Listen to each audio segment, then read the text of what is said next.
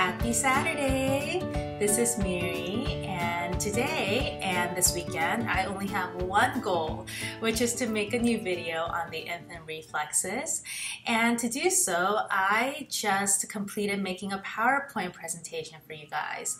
Now, this is not my typical method of content delivery, but I thought it would be helpful this time around because there are a lot of visuals, and I thought they would be helpful in helping you visualize and conceptualize some of these reflexes.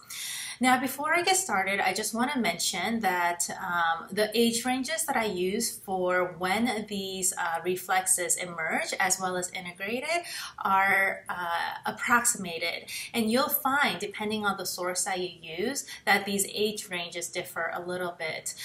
So don't focus so much on memorization. Rather, the focus of this video will be to help you really understand and conceptualize what these reflexes are and how they enhance or hinder our occupational performance if they are retained.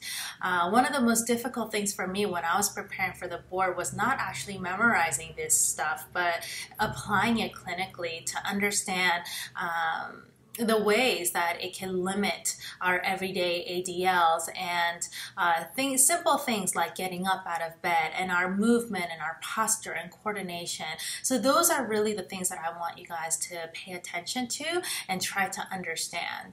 I'll try my best to make it as simple as possible, but you may have to review it yourself one more time, and I'm going to encourage you guys as you follow along to do these movements yourself. Like, you know, when I show you guys baby movement of like STNR, for example, I want you to do it to get that muscle memory, okay? All right, let's get started. Now, the way I'll be going over the content of this video will be by breaking it up based on 3 broad categories to help you remember the age of onset. And these 3 categories will be based on when the reflex first emerge and whether or not they get integrated.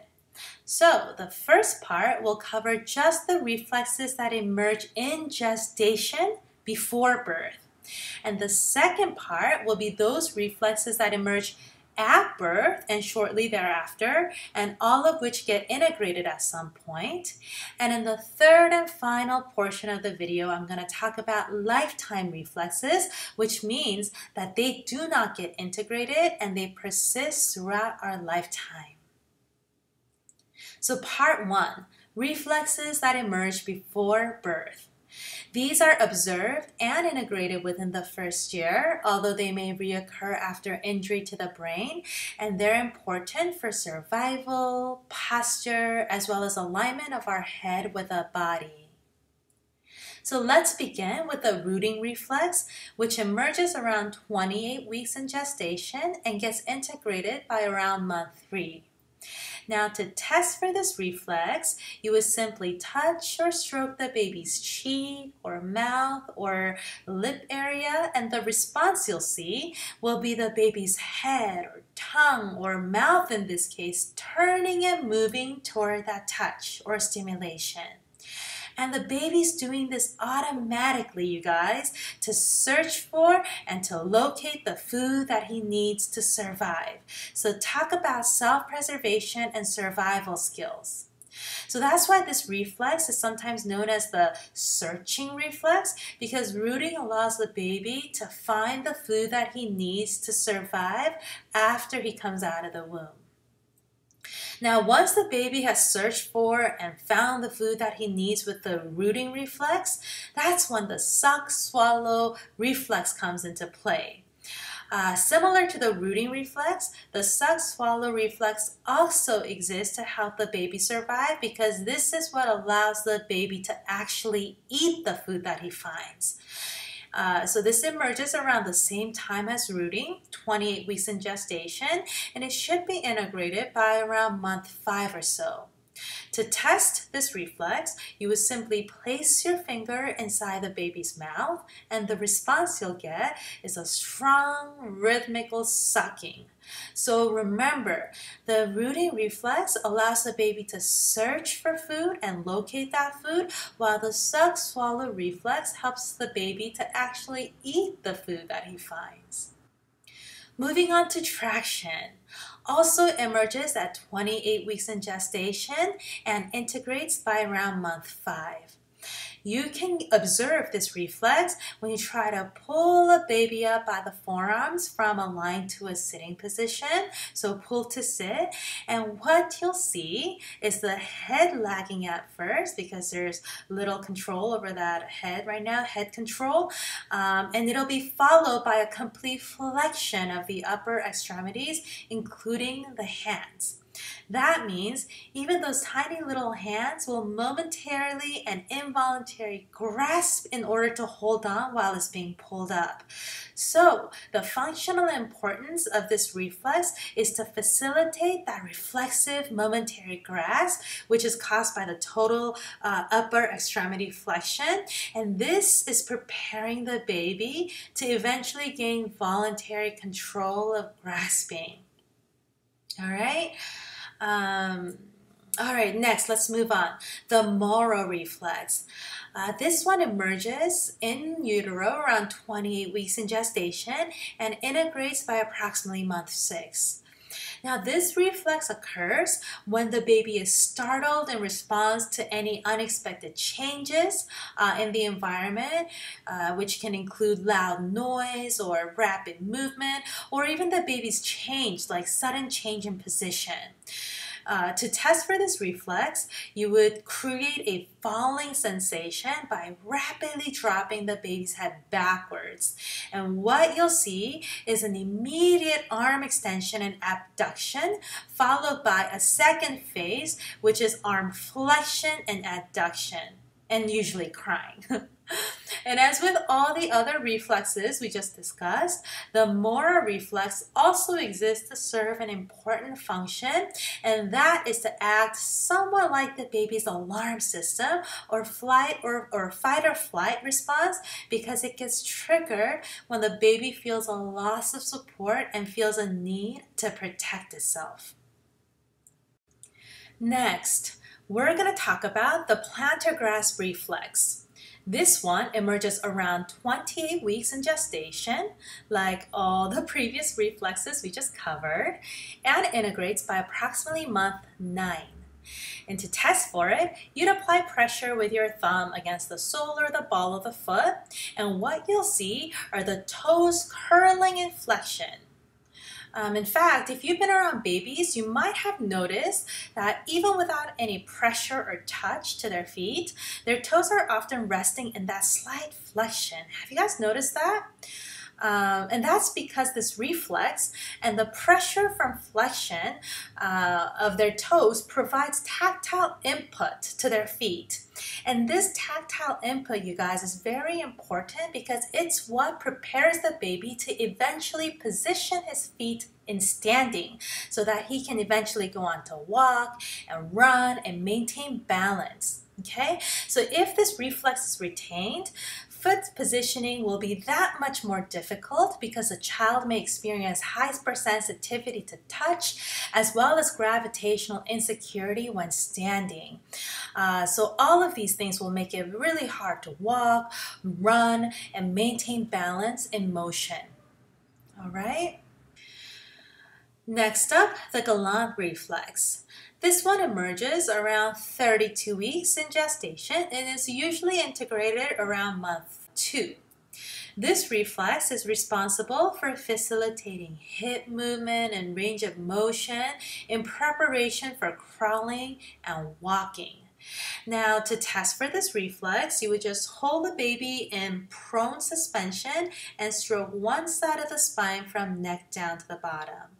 The response you'll get is a lateral trunk flexion on the stimulated side. And the functional importance for this reflex is that it'll facilitate that trunk stabilization and balance, both of which are necessary for creeping and crawling. All right? Next up, the Plantar Grass reflex. This one emerges around 37 weeks in gestation and integrates by around month 6. To test this reflex, you simply place your finger in the baby's palm and apply pressure, which will elicit that reflexive grasp with finger flexion. It also increases tactile stimulation on the palm of the hand. So as you can imagine, if this doesn't integrate, there will be poor fine motor coordination, as well as poor motor development like grasping or releasing of objects, as well as hand manipulation skills. All right, up next we have ATNR, the asymmetric tonic neck reflex. This one emerges around 37 weeks and should be integrated by around month 6. To test for this reflex, you would position the baby in supine and simply turn or rotate the baby's head about 90 degrees to one side and hold it there for 5 seconds. What you'll see is an extension of the arm on the face side and flexion of the arm on the skull side. In other words, when the baby's head is turned to one side, the arm of that side will straighten out, while the opposite arm will bend. So you guys have probably heard this before, but it's often referred to as the fencing pose or the fencing reflex because ATNR kind of resembles that fencing position. Now, this reflex is a precursor to hand-eye coordination because it promotes our visual and hand movement in regard. But if it doesn't get integrated, there will be many limitations, including hand-eye coordination. And although we're not going to go through them all here, I do want to give you a few examples of these functional limitations that can occur with a strongly retained ATNR. And the first one I want to talk to you guys about is reading comprehension. And that's because with ATNR, it's very difficult, if not impossible, to cross the midline.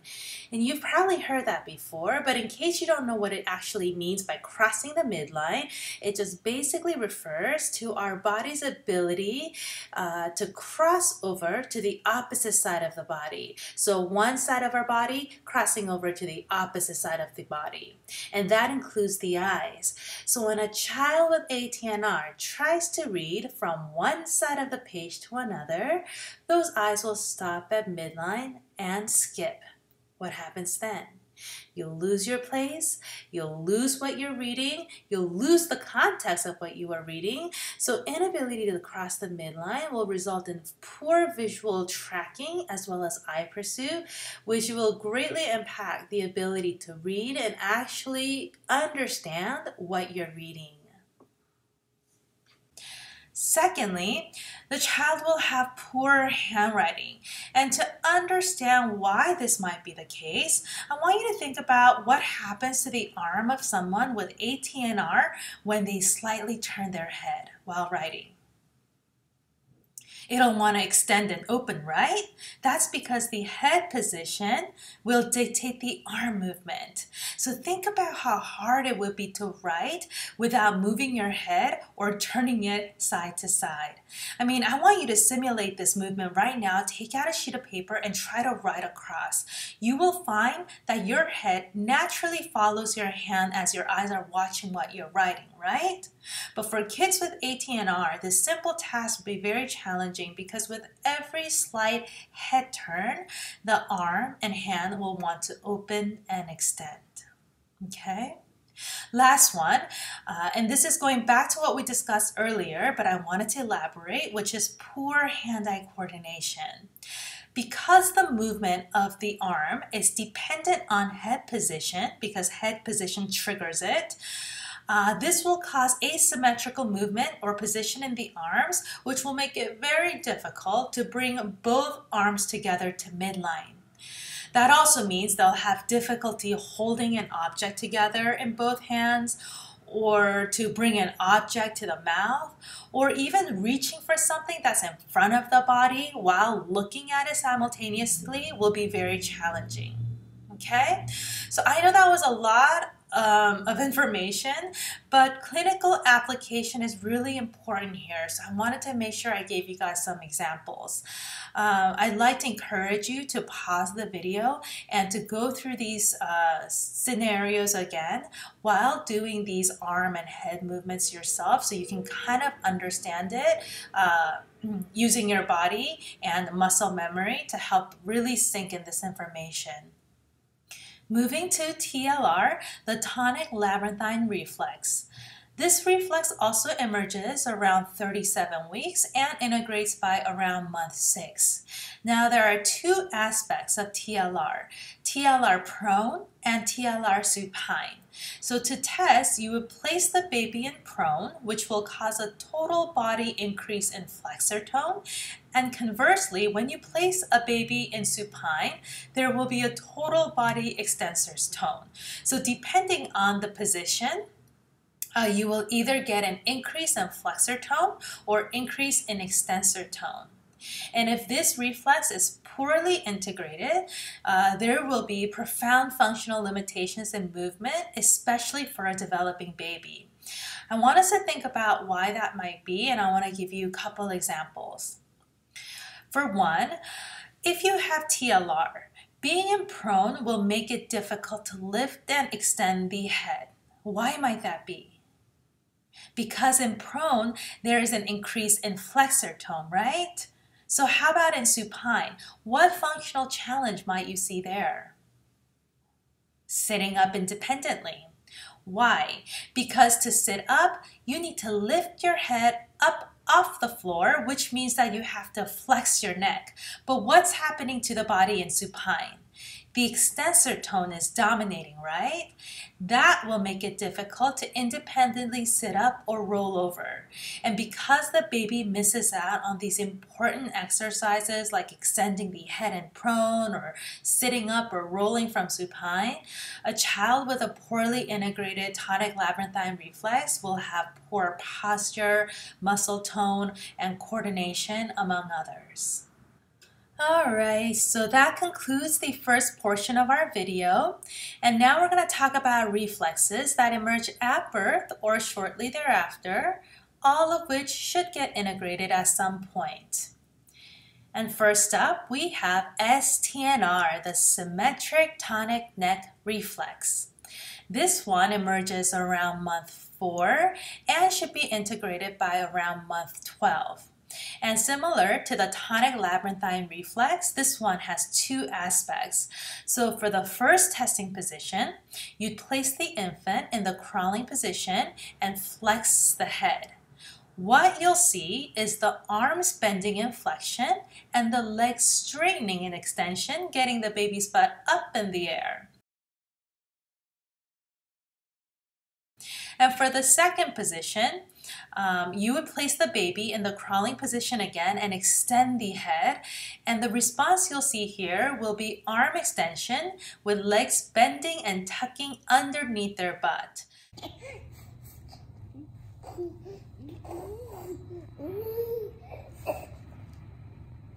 So in both cases, whether the head is flexed or extended from that crawling position, the corresponding movements are helping in preparing the baby for that really important milestone, crawling, by facilitating a static quadruped position, because this is essential. It's an essential precursor to crawling. Now, for me, an easy and simple way that I learned STNR was to remember that the upper half of our body is always doing the opposite from our bottom half. So in other words, when the top half, which includes the head and the arms, move into flexion, the bottom half, including the hips and the legs, will move into extension. And conversely, when the head and the arms move into extension, the hips and legs will move into flexion. Now we're going to talk about what might happen with a poorly integrated STNR. For one, a child with STNR would have difficulty sitting up from lying position in supine. Now, if you remember, a child with a tonic labyrinthine reflex also would have trouble independently sitting up from supine. But the mechanism is different here. For STNR, sitting up becomes difficult because to sit up, you have to lift your head in flexion to initiate that movement, right? And what happens when you flex the head? Well, in STNR, with upper body flexion, the lower body will do the opposite and extend, yes? So that means the legs and hips will extend, which will get in the way of sitting up. So that's for STNR. But if you don't remember the tonic labyrinthine reflex and can't really conceptualize or articulate in your own words the differences between these two reflexes and the different mechanism by which they may lead to the same functional impairment, which in this case is getting up to sitting from supine, then I really want to encourage you to pause the video here and really think about it, because this is important to understand that though the functional impairment may look the same, the mechanism by which they occur is different for STNR and TLR, and I really want you guys to understand that, all right? Next functional challenge is poor muscle tone and posture. And this might be one of the most common signs in children or students with poorly integrated STNR. Now, remember earlier what I said about the two halves of the body, the top and the bottom, doing the opposite movement? Well, think about that and imagine what it would be like for a child with a retained STNR to sit properly at a desk. Sit properly meaning both the arms and legs are bent, ready to work. Do you think that'll be a comfortable position or even a possible position? No, because when the arms are bent, whether because it's holding a book or writing, the legs will extend straight out from underneath, making them appear to be slouching. So what will the teacher say? Please get up, bend your knees, sit upright, and what do you suppose will happen then? The child will try to bend the knees, but now the arms will straighten out over the desk, and the child will still slouch, but this time in forward motion, with an outstretched arm over the desk. So either way, there's poor posture, there's slouching forward or slouching backward, and being forced to sit properly by the teacher will just lead them to fidget or squirm or wiggle or walk around the room. So this poor posture will have great impact on many things, including the child's ability to focus, to learn, and to complete tasks while they're in the classroom.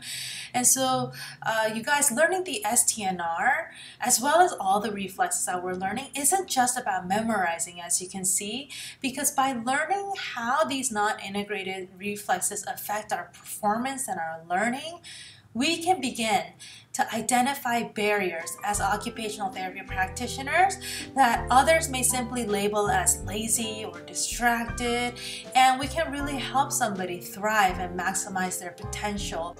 But to do that, we have to be able to properly identify the barriers and hurdles that are getting in the child's way of occupational performance so that we can begin to offer environmental support, adaptations, and strategies that'll allow the child to succeed and participate and navigate successfully in his or her environment. All right?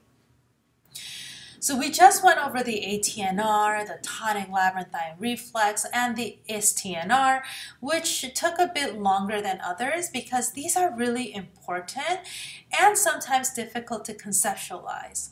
But for the remainder of the video, we're going to be picking up the pace and going through the reflexes quickly. All right? Continuing on, we have the Landau reflex. This one emerges around month 3 and is typically integrated between 12 to 24 months, so between 1 to 2 years of age. And to test for this reflex, you'd hold the baby up horizontally in air in prone suspension, and the baby will respond with total extension. That's total extension of the head, the trunk, and the extremities. What that'll do is help break up the flexor tone, which will facilitate prone extension, which is important for posture development. This reflex is also referred to as the Superman pose. You've probably heard that before. And I guess it kind of looks like Superman, but when I was studying, and to help me remember this one, I always associated the word Landau with landing. So use your imagination here and try to visualize a plane landing from the sky. Doesn't it kind of look somewhat like a baby held in prone suspension with its arms and legs in full extension, kind of like the wings in full extension? So this is what I picture when I think of Landau, the plane landing. Landau, landing. Landau, landing. Okay? Now, we're going to talk about riding reactions. These are very important because it's what helps us assume a position by maintaining or restoring the normal position of the head in space. It's also what helps us maintain our alignment of the head to the trunk as well as the trunk with our limbs. And in babies, it helps to initiate rolling, and you'll learn all about that in just a minute when I talk about neck riding and body riding reactions. But these are basically reactions that develop after birth. And you'll typically see them emerge around month 3 and persisting until 6 months. And they're critical for babies because it helps them develop through important milestones like head control, rolling, crawling, and eventually standing. So without these riding reactions, individuals will have very difficult time doing simple things like getting up or sitting up, kneeling, or getting out of bed in the morning. So let's get started. The first one we're going to talk about is neck riding, also referred to as neck riding acting on body. To test for this reflex, you place the baby in supine and fully turn the head to one side. What you'll see is the entire body following and rolling in the direction of the head in what's called a log roll that brings the body into alignment with the head. All right, now this reaction is essentially what allows the baby to roll because the baby will use this reflex in order to transition between supine and sideline. So that's neck riding, an important precursor to crawling.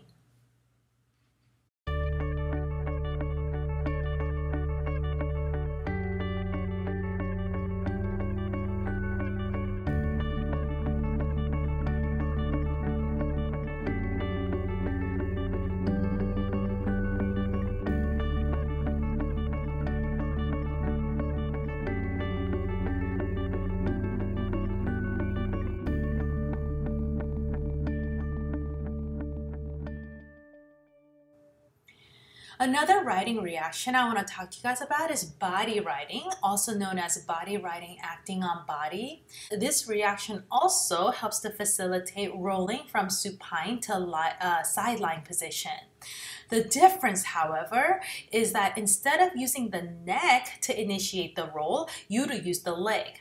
So the test position would be the baby in supine, and you would bend one hip and knee toward the chest. What you'll see is segmental rolling in order to maintain that head and body alignment.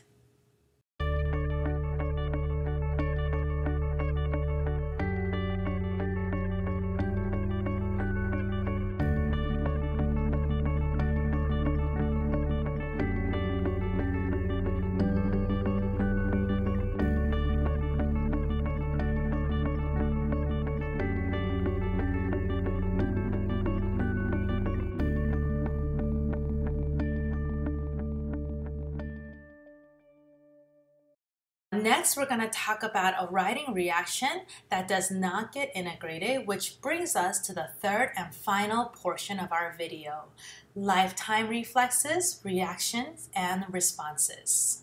The first one is optical head riding, which emerges at or soon after birth and persists throughout our lifetime. This one is essentially what allows us to correct the orientation of our head when the body is taken out of its normal upright position. So in a baby, this is what you do to test for this reaction. You'd hold the baby suspended vertically and slowly tilt off center by moving it side to side, forward or backward. And the response you'll see is upright positioning of the baby's head, which means that it is able to orient the head in space. And the reason why this one is called optical head writing is because the baby is using his vision or her vision or responding to visual cues in the environment to maintain that head in the upright position, hence optical head writing. Now we're going to talk about a different type of head writing. This is labyrinthine head writing, which is similar to optical head writing in many ways. For one, there's similar onset, which is at birth or shortly thereafter, and also the functional importance is the same, which is to orient the head in space like optical head writing. But the difference here is that you would cover the eyes for testing with labyrinthine head writing, which means that the baby or whoever is testing will not be able to use any visual cues or information in the environment for orientation. But even without visual cues, the subject will be able to maintain that head in upright position and rise to vertical in relation to gravity as the body follows the head in movement. So how's that possible? Well, the clue is in the name, the labyrinth, which is a structure in our inner ear that helps with balance and coordination. And I frankly never had appreciation for this tiny little structure in my ear until I was diagnosed with Meniere's disease, because with this disease, I get frequent fluid buildup in my labyrinth, which leads to vertigo that completely wipes me out and gets me disoriented. And whenever this vertigo strikes, everyday simple tasks like sitting up from bed or walking, they get compromised and extremely difficult to do because my balance and coordination are affected. So the labyrinth plays an important role in balance and in helping us to stay oriented. So remember that when you see the word labyrinthine head of writing, it's just a fancy name that indicates the ability to maintain and orient the head in space in upright position. Okay?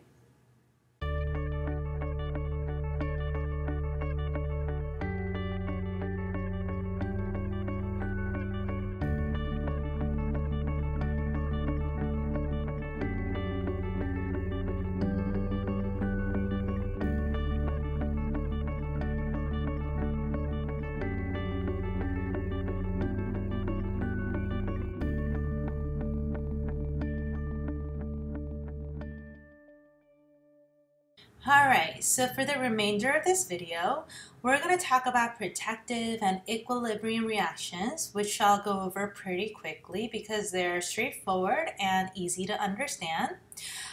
First up, let's talk about the downward parachute protective response. This one emerges around month 4 and it persists. To test it, you would quickly lower the baby toward a surface while it's suspended vertically, and what you'll see is extension of the lower extremities, so the legs will straighten out. And this response persists because it helps us and provides us protection against the impact of a fall or in anticipation of a fall, like a physical defense. Next, forward parachute, same idea. The forward parachute emerges around month 6 and it persists. And to test, you will quickly tip the baby forward while vertically suspended, which will result in rapid upper body extension of the neck and upper extremities in anticipation. Again, this is a protective response to brace against the fall to support the body if needed. Sideward parachute. This one emerges around month 7, and as the name suggests, you would tip the baby off balance to the side while in sitting position, and the arm will extend and abduct to the side in anticipation of or to prevent a fall. And finally, backward parachute. This is another protective response that emerges around month 9 and persists. And this is observed when you quickly tip the baby off balance backwards.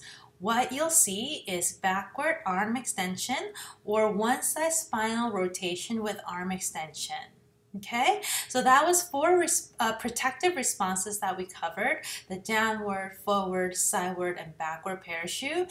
And one thing I do want to note and point out real quick is that of these 4 protective responses, the downward parachute is the only one that results in extension of the lower extremities. So the forward, sideward, and backward parachute, they resulted in arm extension, right? But the downward parachute results in leg extension, so lower extremities extension. Okay? Finally, equilibrium reactions. Oh my gosh, we almost made it, you guys. Only 4 left. And I'm going to lump these 4 equilibrium reactions together, not only because I'm really tired now and I think I'm losing my voice, but because these actually all have same responses as well as functional importance. So the only difference that I really want you to note here is with the age of onset as well as the testing position. You'll note that even the testing position is really self-explanatory because all the clues you need is actually in the name itself. So let's start with prone tilting, which emerges around month 5. This is basically when you place and position the baby in prone on a tilt board or any supporting surface, and you would raise one side. What you'll see is the spine curving on the raised side with both the arms and the legs extending and abducting. And the functional importance is that this allows for maintenance of the equilibrium without having to use the arms for support, as well as allowing for postural adjustments. Okay, now to imagine this one, I like to think of somebody like a surfer paddling on a surfboard, because every time the waves come and undulate from underneath, what's happening to that board?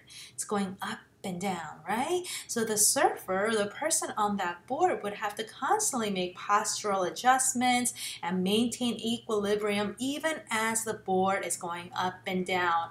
And that surfer is using prone tilting expertly. There is that equilibrium reaction working for that surfer, okay? So that's how I like to remember prone tilting, by visualizing a surfer on a surfboard. For supine tilting, this one emerges around month 7, and as the name suggests, you would position the baby in supine on a tilt board and raise one side, and you would observe the same reaction with the same functional importance. And quadruped tilting, this one emerges around 9 months, and for testing, you would position the baby on all 4s and again raise that one side. Last one, we made it, guys. So let's wrap it up. Standing tilting. This one emerges around 12 months, and to test, you would position the baby in standing on the tilt board and again raise that one side. So remember, equilibrium reactions are here to help us sustain or keep a position, and they're the first line of defense against falling. They allow for postural adjustments and alignment when our body's center of gravity is altered, and without it, it would be difficult or maybe even impossible to maintain or recover balance when we're engaged in activities like surfing, as I mentioned previously.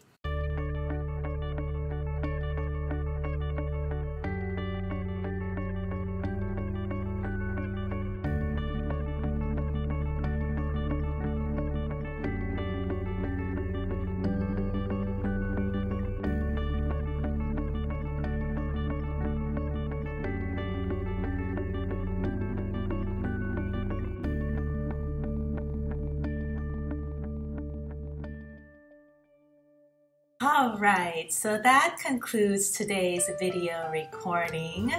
And now that I'm done, I am about to go and do something fun.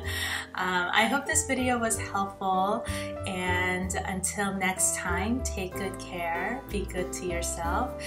Good luck on preparing for your exam, and remember that there's nothing here that cannot be learned or mastered. We can do this. All right, guys, until next time, bye.